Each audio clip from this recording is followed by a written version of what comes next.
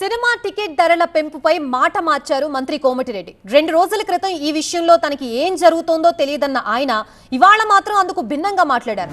అసలు మంత్రి కోమటిరెడ్డి ఈ విషయంలో మొన్నేమన్నారు, ఇవాళ ఏం చెప్పారో ఒకసారి చూద్దాం.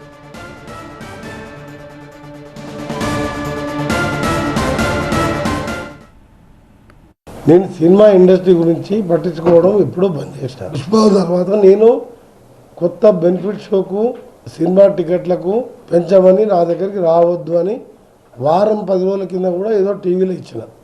మొన్న ఆ మధ్యలో 2 రిలీజ్ కానీ, నిన్నగాక మొన్న ఒక రిలీజ్ కానీ, రేపు రిలీజ్ కాబోయే కానీ నా దగ్గరికి ఫైల్ రాలేదు.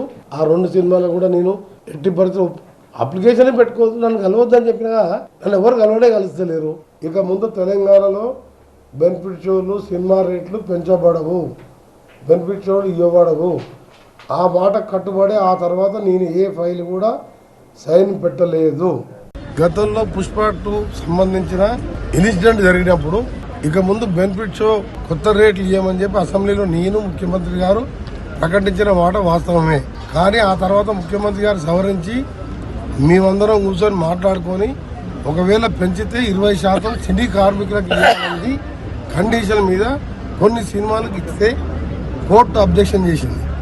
ఆ సమయంలో నేను హైదరాబాద్లో లేను, మా జిల్లాలో తిరుగుతున్నా. మున్సిపల్ ఎలక్షన్ కాబట్టి జిల్లా మొత్తం నల్గొండ, భువనగిరి 2 జిల్లాలు నేనే చూసుకుంటాను కాబట్టి ఆ సమయంలో జీవో ఇవ్వడం జరిగింది. మా ముఖ్యమంత్రి గారు ఏ డిపార్ట్మెంట్లో ఇంటర్ఫియర్ కాడు.